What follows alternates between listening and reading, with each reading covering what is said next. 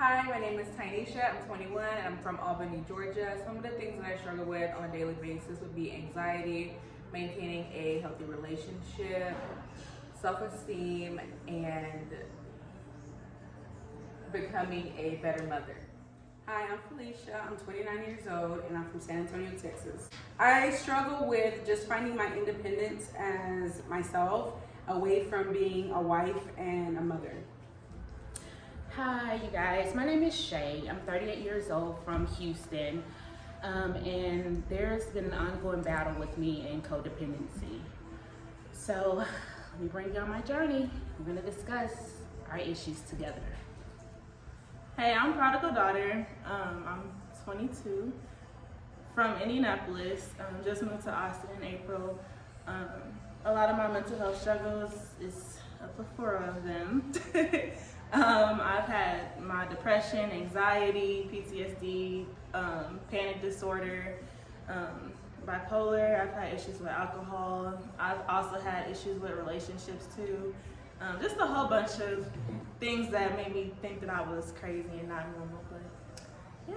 Hey guys, we're here, a panel of 4 women from each of our own struggles, and we're basically just gonna talk to each other and figure out what is it that we've learned along the way of how to deal with our everyday issues. Each of us all explain having some form of relationship issues, codependency, dealing with depression and anxiety. How would you ladies say you took steps to getting to resolving your anxiety? I think you have to be aware first. You got to be aware Definitely. that it exists and it is a problem. Yeah. And then take responsibility. Just work, take little steps that will make you feel better. Absolutely. And I think to piggyback off of that also, knowing that it's okay, don't feel like there's some status that you have to meet because you have anxiety. I think that, like you said, acknowledging first is a great first step in order to, find a resolution to help you deal with your anxiety. I agree. I also think having and finding that support, sometimes a lot of people don't like discussing it or talking about it. Yeah. But there's a lot more people dealing with the same things. Yes. And that brings me to the old saying of what happens in this house stays in this house. Yeah. You can never get help with that mentality. Yeah. So it's time that we change that, Very true. Yeah. And I also think in like some black households, that's a lot. We hear that a lot. Yes. And a lot of like with the struggles, our moms or dads, like they don't like instill in us to go get help or get counseling, And Right. they think that therapy or counseling is something that is for others, outside of our race. And Right. it's definitely not the case. I feel like all races should be able to get help, and the parents, with parent-wise too. I think Yes. that's something that, as like black people, black moms, it's something that we definitely need to change the stigma on. Yeah, definitely. I think, like you said, to remove that stigma of it's something wrong with getting help. Oh, they're gonna label you as crazy. Yeah. No, we just need help figuring how to handle our emotions. You have to be comfortable with that. Comfortable, and just yes. understanding it. Yes, yes. I think for me, a big thing for me was first that acknowledging it. But then it was like I really had to learn about it. Like learn in detail what it is, what sets it off, how can I manage it, and things I can do to make it easier for me. And like you said, that stigma, like nothing's wrong with you. For me, that was the hardest part. And I'm like, ain't nobody else dealing with this but me. Yeah. And like, especially because like when I used to have my panic attacks, it was too much. I was like, I couldn't breathe, or I felt like I had to pass out. My heart, I could feel my heart beating. And you just feel crazy because everybody else is walking around fine.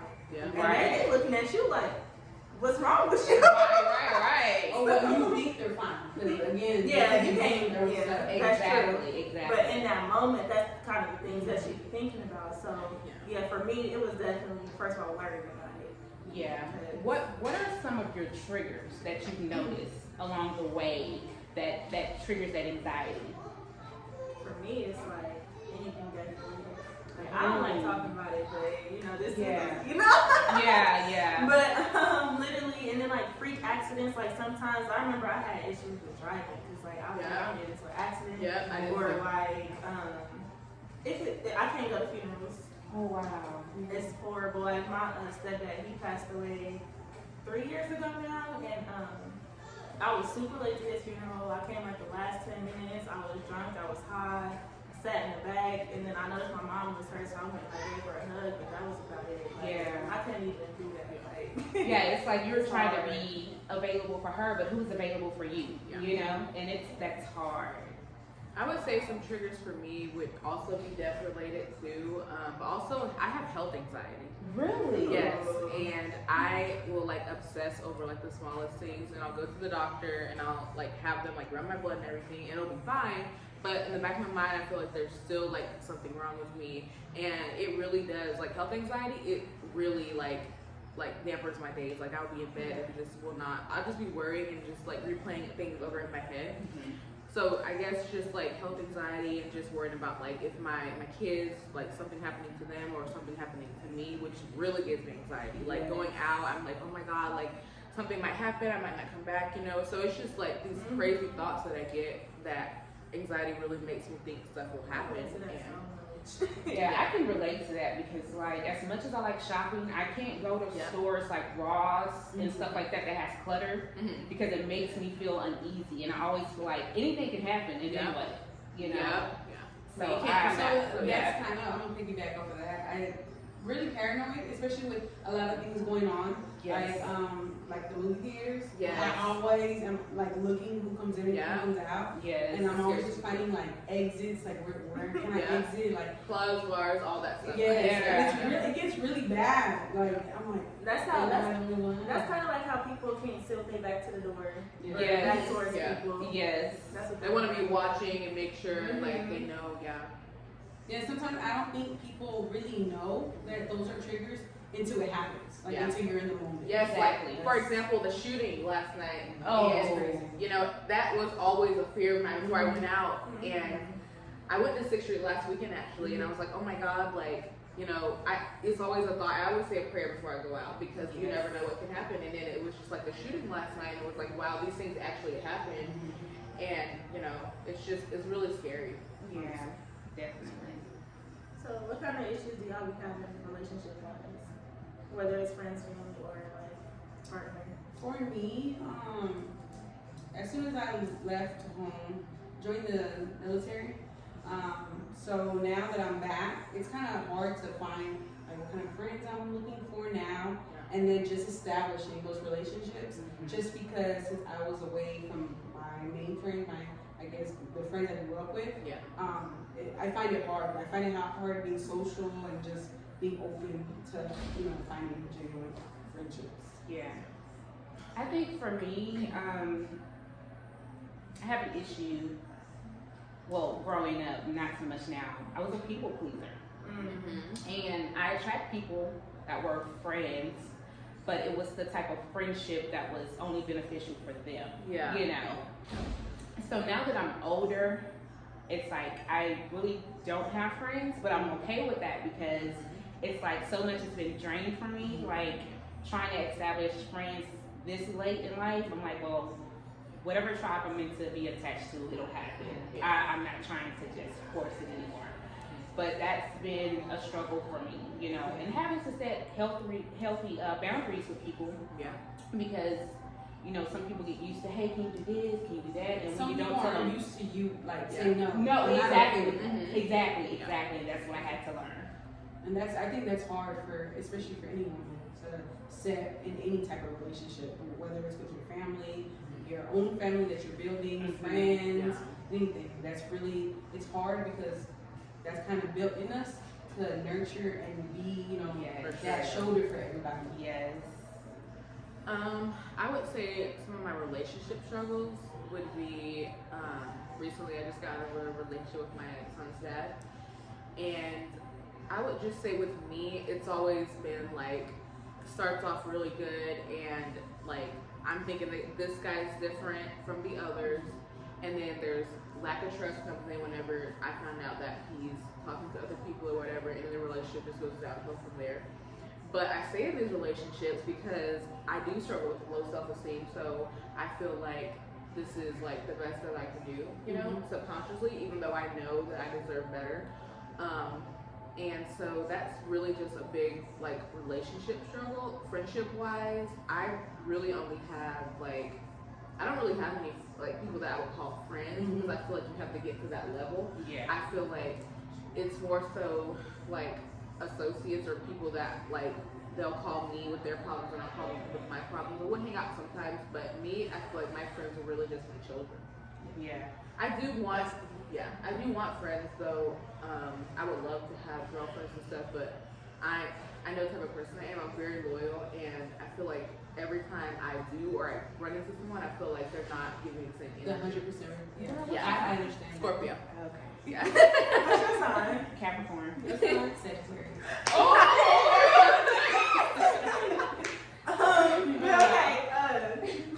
No, for me, though, I'm sorry, guys. Sag Nation. Okay, so really, elementary and middle school, I got bullied super bad. Like, I mean, like, sometimes it got physical, like, I would get slapped on my face with lotion, or like, it was terrible. I got pushed into lockers, and I wish I had the type of, characteristics that I have now, because like now can't nobody do that. Like, can't nobody ever try me like that right now. But back then it was kind of like what you said, like a people pleaser. Yes. And like I just wanted everybody to Like, and I was weird back then, but now it's accepted, which is crazy. But like I was real weird. Yeah. My clothes were a little dusty, but people just didn't like that, so they would talk about me. I had a girlfriend, so she was like, I'm gonna teach you how to get a boyfriend, because obviously you don't know what you're doing. And just weird stuff like that. But because of that, and because like they place certain insecurities in me, even though they can't try me like that, I still deal with insecurities when I talk to people. Yeah. And that goes for like friends, strangers. I'll try to have a conversation. I can't really look people in their eyes like that. Yeah. And I get real like, I don't know, like, Same, yeah. fidgety, anxious, I can't talk. Anxiety, man. Yeah, and it's like sometimes I say the wrong things, or like I get tongue tied because I'm trying to say something, it just jumbles up, and it's not what I meant to say, and it's really hard. I'm working on it, but It's just like they planted their seed and you have that fear in your head. Yeah. It's Like, like, what do you think is something you can do to get rid of that fear? Like, to help you push past it? well, I think something that helps me is just being more social. Because when I am social, I do try to look people in the eyes, and I do like try to just, be cool.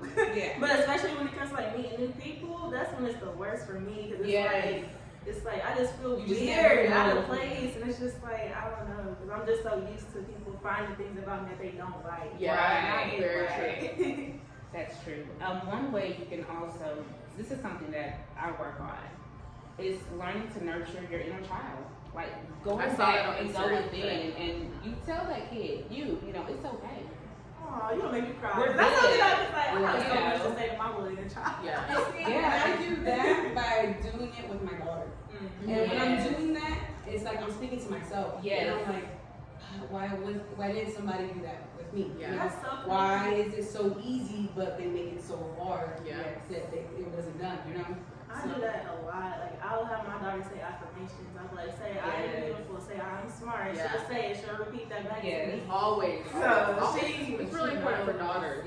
Yes. Because girls can be mean, and like self-esteem and like, self-confidence and all that stuff, it's really important, especially with bringing up a little girl. Yes. Yes, and I try to like pay attention as much as possible, like so that she can come to me and talk about something, Yeah. and I can do something about it. Yes. Like she knows I got her all the time. Yes. Especially in places like Austin, Yeah. where it's not a lot of us just everywhere. Yeah. So, like, I know my daughter's school is still getting predominantly white and Mexican.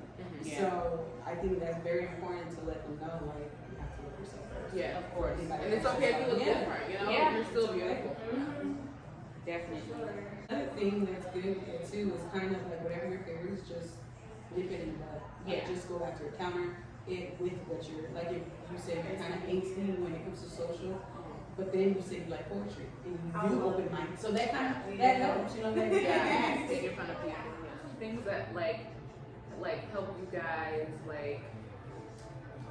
with, I guess whenever you do feel left out or something, or whenever you feel just down, what helps bring you out of that? Because I know today I was down, but my mom called me today and she gave me like a pep talk. You know, she was like, because I had a baby last year around this time, and she was telling me how like she thinks I'm like really depressed or I can't adjust to 2 kids because I'm resisting the change that has come with it, and that really has been something that I struggle with because my son, like, he's completely different than when I had my daughter. He cries a lot, he likes a lot of attention, and so that's just been something that I've just like been struggling with. But what I do find that helps me is just like cleaning my house, like just having a clean kitchen, a clean bathroom, like getting into a routine with the kids and cooking. That kind of just makes me feel kind of like at home and like I've accomplished something, and that way I can like go out or go shopping or like girl talk like this or reward myself. Yeah. So you won't feel guilty that Yes. For sure. So something that I've noticed is learning to sit with your thoughts and realizing, why do I feel this way? And what can I do to change it? Like, if I'm feeling like I didn't accomplish something, even though I may have, because like I'm running a business right now, and it's like I feel like I'm not doing enough. So I'm often sitting with myself like, okay, why do you feel like you're not doing enough when you've accomplished A, B, C, and D? You've done more than what's required at this point, so you have to quit being your own biggest critic.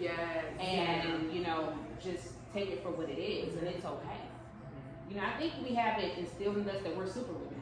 And we feel that everything we do has to be done a certain way. It has to be on time. Even heavier when you're a black woman. I agree. I get upset whenever things don't like play out or like plan out how I wanted them to plan out. You know.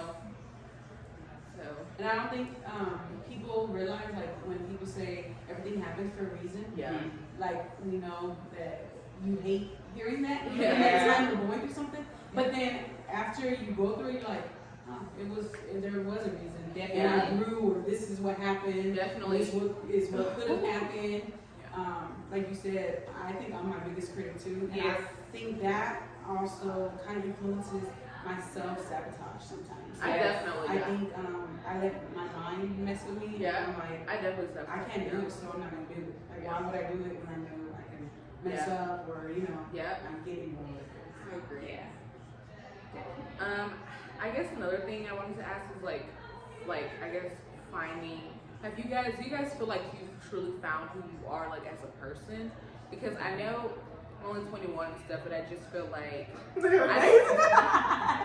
I just don't know, like, you know. I don't think there's an age audience like that. I don't think there's like you have to be this age and you're gonna know who you are. I think it does with experience. So. I'm sorry. I'm sorry. No, I feel like no one ever gets to know yourself 100%. I feel like it's a learning thing as you grow. Because it's changes. It's continuously going. Like, you can get closer to your inner self. But as far as like finding yourself, I feel like that's a whole journey. And it goes until you. I think it just depends on like when you want to start that journey, like she said. And I think it really has to do with like your experience and what you want out of that. Yeah, for me, when I decided to start is Mama Be Here. Like, I was like, you know, leave all this behind me. Because, like, before I moved here, I was doing the same thing. Like, in my apartment, drinking every night with my friends. Not really doing much. I'll get home from work, just sit on the couch all day, not do nothing, but let my daughter run around. Just, you know. I was like, you know, I'm ready for something different, new energy. Like, I love my friends, but, you know, sometimes they're not the kind of people. Sorry. I feel like, you know, your real friends is gonna be like, maybe you should slow down. Maybe you should need to change, do something different, you know? Not those yes buddies. Yes, exactly. If I'm like, oh, let's go streaking downtown in the middle of the day, they'll be like, yeah, let's do it. Be like, what's wrong with you? I feel like there's a deeper issue going on. You know? So thankfully for my mom, she's been like encouraging therapy for me. So I've been in therapy for a while now, and moving here, it was just immediate change. After I got out that energy, I feel like spending more time with my daughter. I don't drink as often at all. I'll say that later, but I'm not drinking that much at all. I usually will drink on like the weekend sometimes, not even the whole weekend. I'm more into my poetry. I'm praying more to God, building that connection with Him is a lot stronger. And I'm very picky about who I'm around. Yes. Like I told you, Take care of your girl. yes, I told you, I said I met a few people here. Yeah. How many of them are still around? Yeah. Like, I'm very picky now because I only want somebody that's going to help us elevate each other. Yes. And help you grow. Become the best versions of yourself. And some people Yeah. are just for certain seasons. though. Yep, that's Like true. some too. people are in your life and taking it out for a reason. Yeah. Yes. You have to meet You every have to character. realize that. A lot of us kind of sometimes want to force things, but sometimes you just have to like, okay, Yeah. it's not. And that's one thing I struggle with, but I'm learning to just go with the flow of it, you know? If you come in and you leave, then you just leave, you know? And I think it's just more healthier too. Yeah. Yes. Because you gotta meet every character and experience everything that, you know, was written in your book anyways. Yeah. Yeah. And something that you just said, something that I be telling myself, because life's not promised, but you know we're living as if you know we have that time. Yes. But I look at it as, you know, if somebody leaves me now today, am I gonna care in a couple years? Or even in a couple months, I'm Right, gonna meet yeah. somebody else Right. who's gonna have an effect on my life, Yeah. and they might leave in some years too. And I'm gonna meet somebody else. Like Yeah. life goes on. Yeah. You know, so like you said, like the season thing, like people are here to teach you lessons. Yes. sometimes. Yes. I guess we just gotta find out what that lesson is, you know? Yeah. Definitely. Definitely with my relationships, I guess, like, it's kind of like a hamster wheel. Like, I'm thinking these guys are different, but they just look different. They're the same man inside, So right? do you think you like blatantly like ignore the red flags, or do you think you like I do. you do? I do, because I get attached, and like with my son's dad, we had a baby involved, and I just always said that when I had my second baby, I wanted to make it work no matter what, but it just would never work. So like you feel like more attachment struggles. As Yeah. far as you just, Yeah, because I fell in love, and I just envisioned like getting married or being happy because we had an apartment and stuff, and it just all happy went ever after. Yeah, and it all went downhill. So I think now it's just like, okay, Tanisha, obviously there's something that you're not learning in these situations. So what you need to do is take a step back and self-reflect on what your issues is. Why do you keep attracting the same man? You know, learn to love yourself first. Because I think self-love is something that I still struggle with. I really don't love myself deep down, and that's why I keep getting myself into these situations. But it's something I need to definitely take a look. How do y'all feel about like meditation? Oh, love it. I've never really tried it. I normally take bubble baths though. I feel like bubble baths are like just playing like calming music on the tub. That kind of helps. Praying and me like writing my feelings out. That's the actual meditation I've never changed. Praying is a form of meditation. Yeah. But I feel like meditating helps you get closer to yourself and learn to love yourself more. Yes. It brings that side more out of you. I don't know if that's important. I'll have to try that. I mean, I just feel like it's anything I need to do right now because you know, I just need to, you know. Have you tried float therapy? No, I haven't. I've always I've heard of that. Really? Cool? Yeah. I've always Yeah, wanted to just relax. Yeah, It's really relaxing. Yeah, one of my friends introduced it to me. I was in the one that, because they have the open pool ones, but then they also have like the pod. The pods. Yeah, so I went in there and like I just floated. I had my pod closed, all the lights out. They say you can play music, but I chose not to. Yeah. And I just was in there for an hour by That does myself. sound really In relaxing. Austin? No, this was back in Indy. Austin has one. It has Okay. Austin. That's Indy so has good. one. Austin has one. But spending that time with myself and just going through my thoughts and what am I feeling that's bothering me? Like what do I need to just let go? And that's that kind of helps me too. I want to do that. I think that would definitely be helpful. And I think just like you guys said with the whole finding yourself, it takes time. I think self-love does too because you constantly grow. Yeah. So you have to learn how to, love those new things about you. Yeah. Accept those changes. And we have to also learn to release what's not serving our life purpose. Like, Yes. why do we hold on to things that we know is not good for us? Exactly. We gotta let it go. That's very, very hard. And that includes Yeah. friendships too. Yes. Includes And that. sometimes family. Mm-hmm. Yes. All relationships in general. Yep, Yes. she said it. Any kind Ding of ding. relationship. It's that one. Andy. Just any toxic people in our life that just, Or any type of things that we do. Yeah, I was just gonna say, we all have some Yeah. toxic traits in us. Yeah. It's just learning to address them and fix it. Yes. Yeah, kind of like what she was It's not saying. I got cute. some bad attachment issues, and I'm trying to, let Yeah. that side of me go. But that goes back to, nurturing my inner child because my therapist, you know, she kind of brought it to my attention, like, you have abandonment issues. Mm-hmm. You have attachment issues. Yes. Like, she brought that out of me. And I was like, dang, like, looking back now, I'm like, dang, like, I did. Like, Yeah. I wonder if that comes from ourselves, like setting ourselves up kind of like a higher expectation type of thing. Do you think as young girls, when we're younger, do you think we kind of set ourselves up, just like you said, in your mind, as soon as, you know, you were with your dad? That too. Also, I always say I have these high expectations when I meet a new guy, and I let him know, and he acts like he can fulfill all these things, and he ends up being the complete opposite. But that's the thing. Don't let them know. Yeah, you gotta Don't keep let that them to know. yourself. Yeah. And when you start seeing those flags, no, this is not gonna work. Because they'll present what you want to get what they want, you know, and to draw you in. But that's the thing, you cannot tell them. Let them show you who they are. Face with them. Yeah. That makes sense for sure. And to address, you know, what you were saying about us maybe having those attachment issues and things as young girls, I think what stood out to me is, you know how you say you were bullied? Like maybe growing up, you found comfort in like maybe family or someone that made you feel wanted, and it helped develop that attachment issue. And that's something that once that you met someone that gave you that feeling, it was comfortable for you. So it was something that you were able to stick to. that's crazy that you did.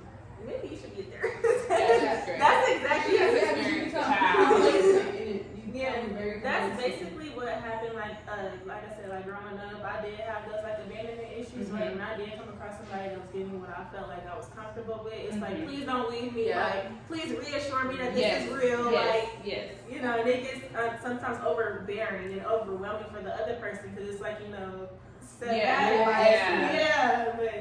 that's something I'm still working on. I'm way better than I used to be, but now it's gotten a little easier for me. So it starts with work. And I feel like it starts with finding yourself too. Yeah, absolutely. And that's going to always be an ongoing process because we're growing. We evolve every day. Yeah. So I think I don't know, I think also my parents are divorced. I don't know if you guys' parents are still together, but I think whenever my dad left my mom, that's whenever things just went downhill for me. So I think just where my issues really stem from is just like my dad losing my mom. My parents are divorced. They've been divorced since I was about 8, 7.